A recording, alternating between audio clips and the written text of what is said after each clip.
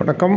MCX silver September features ட்ரெண்டை பற்றி இந்த வீடியோவில் பார்க்க போகிறோம். முதலில் இன்ட்ராடே வர்த்தகர்களுக்கு உண்டான வீடியோ, அதற்கு அடுத்த பகுதி டெலிவரி பேஸ்டு ட்ரேடர்ஸ்க்கு. இப்போ வீடியோ எடுக்கப்பட்ட நேரம் காலை 9:30 ஜூன் 30, 2026. நேற்று எதிர்பார்க்கப்பட்ட இன்ட்ராடே ட்ரேடர்களுக்கான நிலைகள் 2,27,562, 2,18,176 என்ற நிலைகளுக்கு இடையில் வர்த்தகமாகும் என்று எதிர்பார்க்கப்பட்டது. இதற்கு இடையில் தான் வர்த்தகமானது. அதனால் ட்ரெண்ட் இரு முனை நகர்வு, இரு பக்கமும் நகரலாம் என்று எதிர்பார்க்கப்படுகிறது. சரி, இப்போ இறங்கினால் எந்த நிலைகள்? 2,18,886 என்ற நிலை வரை சரியலாம்.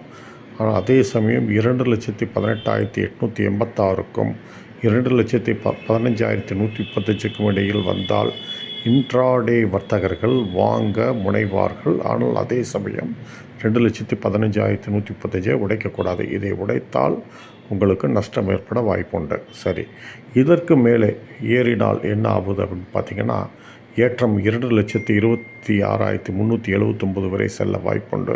அதே சமயம் 2,26,379க்கும் 2,30,141க்கும் இடையில் சென்றால் இன்ட்ராடே வர்த்தகர்கள் விற்பனை செய்ய வாய்ப்புண்டு.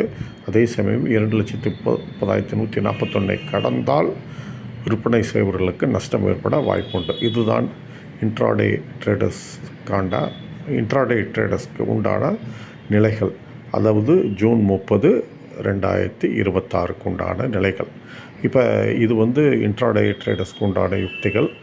டெலிவரி ட்ரேடர்ஸ்க்கு அடுத்த பகுதியில் அதை பற்றி சொல்கிறேன். வணக்கம். MCX silver September futures trend June 30, 2026. இந்த ட்ரெண்ட் டெலிவரி பேஸ்டு ட்ரேடர்ஸ்க்கு உண்டானது. முதல் பார்ட் இன்ட்ராடே ட்ரேடர்ஸ்க்கு உண்டானது. இது வீடியோ எடுக்கப்பட்ட நேரம் 10:24 ஜூன் 30, 2026. இப்போ என்னென்னா, டெலிவரி பேஸ்டு ட்ரேடர்ஸ் கடந்த வெள்ளிக்கிழமை க்ளோசிங்லேருந்து எதிர்பார்க்குறது என்னென்னா, இறங்கும் என்று எதிர்பார்க்குறார்கள். அதாவது இந்த நிலை வரை இறங்கும் என்று எதிர்பார்க்கிறார்கள். 2,15,287, 2,11,207 என்ற நிலைகளுக்கு இறங்கி இங்கிருந்து ரீபவுண்ட் ஆகும் என்று எதிர்பார்க்கிறார்கள். ஆனால் இப்போ இந்த வார ஹை கணக்கு பண்ணால் இந்த எதிர்பார்ப்பு இருக்குல்ல, இது நடக்காது என்று தோன்றுகிறது. எப்படின்னா, இந்த நிலைகளுக்குள் ரீபவுண்ட் ஆகும் என்று எதிர்பார்க்கப்படுகிறது. அதாவது டார்கெட்டை கொஞ்சம் அப்கிரேட் பண்ணியிருக்கேன் மேலே. இதுதான் இப்போ எதிர்பார்ப்பு. சரி, நிலைகள் என்ன என்று பார்த்துக்கிடுவோம். இப்போ ட்ரெண்டு சைடர் என்னென்னா, நேற்றைய க்ளோசிங்லேருந்து கணக்கு போட்டுக்கலாம். நேற்றைய க்ளோசிங்லேருந்து கீழே வந்தால் டவுன் ட்ரெண்டு, டவுன் டார்கெட்டு 2,20,500, 2,19,362. இது டிமாண்ட் ஜோன். இதை தொட்டவுடன் மேலே ஏற வாய்ப்பு. சரி, இது இங்கிருந்து நேற்றைய க்ளோசிங்லேருந்து ஏறினால் 2,23,459, 2,24,248 என்ற நிலைகளுக்கு மேலே ஏற வாய்ப்பு. இது சப்ளை ஜோன் என்று கருதப்படுகிறது. இதை கடக்க வாய்ப்பில்லை என்று டெலிவரி பேஸ்டு ட்ரேடர்ஸ் நினைக்கிறார்கள். சரி, இதை உடைக்க வாய்ப்புண்டா? டெலிவரி பேஸ்டு ட்ரேடர்ஸ் என்ன சொல்கிறாங்கன்னா, உடைக்க வாய்ப்பில்லை. உடைத்தால் 2,15,257 வரை உடைய வாய்ப்புண்டு. இந்த வார ஹையை கணக்கு வைத்தால் இங்கிருந்து ரீபவுண்ட் ஆக வேண்டும்.